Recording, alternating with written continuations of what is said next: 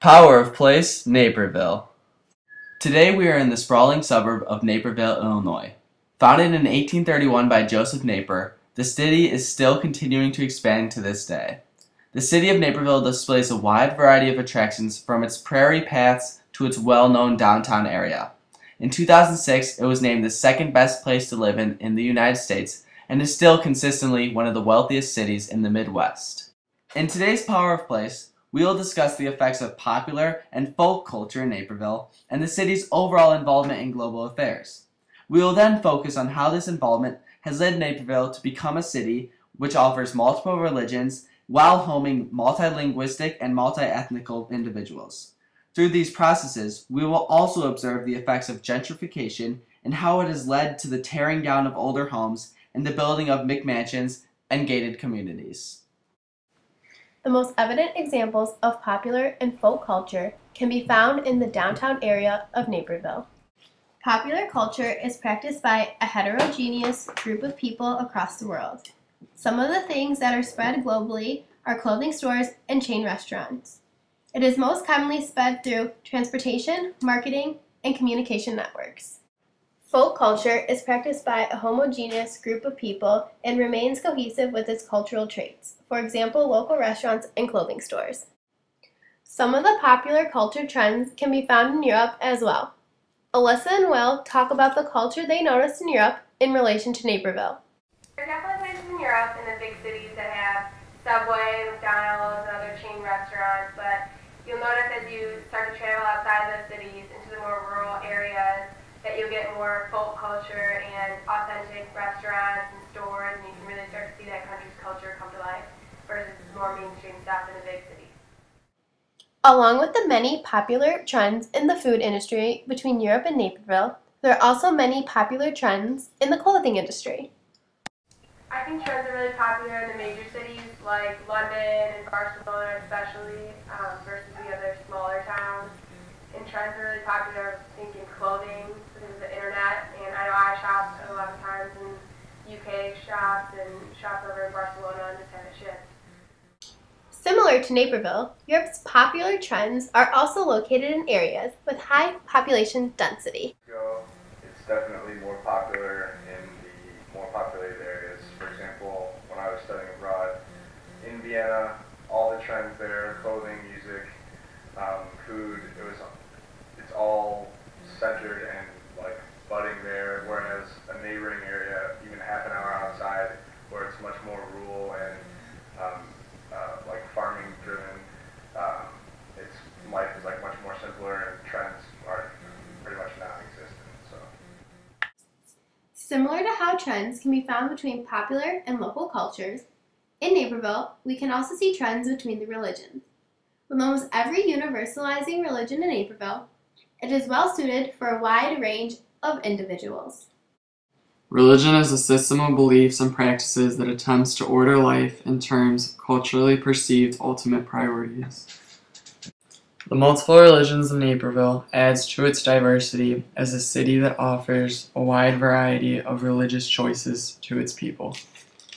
Tom Omer, an active member in Naperville's religious community, spoke with us about Naperville's religious diversity. Naperville has a plethora of monotheistic religions, and by that I mean there's Christianity, there's Judaism, there's Catholicism, but there's also universalizing religions as well, and by that I mean each religious group is seeking new members, so they're somewhat cannibalizing the other religious beliefs. Religion spreads through a variety of different manners, through expansion. A church expands, as well as relocations, people moving in and out of the Naperville area. All religions have, really, multiple ethnic groups and cultures that kind of blend in a melting pot, if you will, of the Naperville community. With the wide variety of religions, Naperville is impacted by being a home to multiple ethnicities and other cultures. The multiple restaurants displayed throughout Naperville exemplify the importance of different ethnicities in a place and how their coexistence allows a more complex identity to be formed. Rather than identifying against, the city likes to unite and form one common culture out of the variety.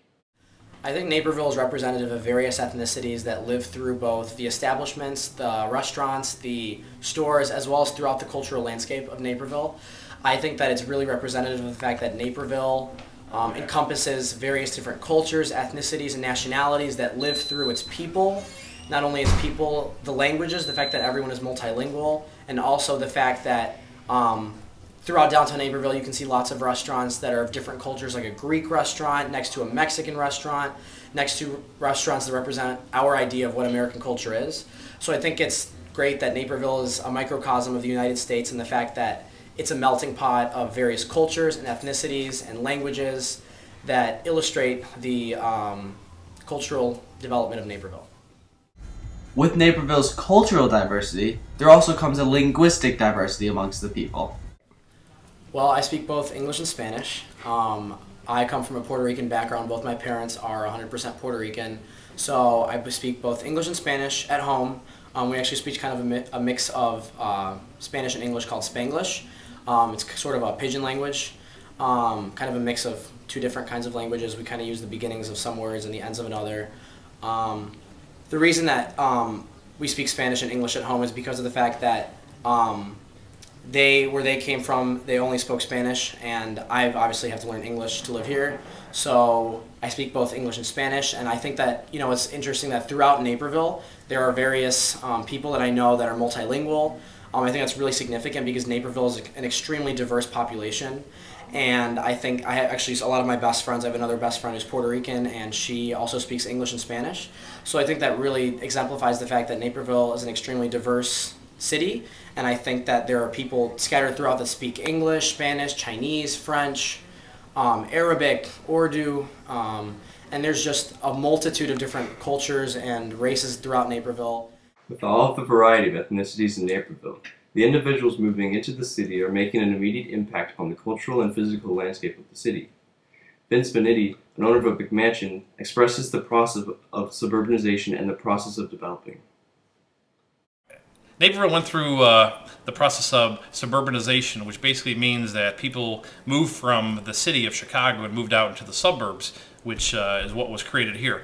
And what happened is that people, when they got out to the suburbs, they started tearing down old homes and building these McMansions.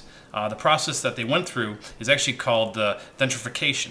Now that process took a lot of years and really a couple decades to happen. And what happened is eventually the wealthy decided to create gated communities to separate themselves from what they saw as the middle and lower class.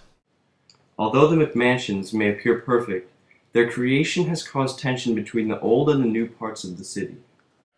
As these mansions were being built in Naperville and there was a separation between the wealthy and the middle and lower class, what happened is the people that were here originally that had these older homes, they became not so happy with the richer people who were moving in, building these McMansions, and really creating separation by these gated communities.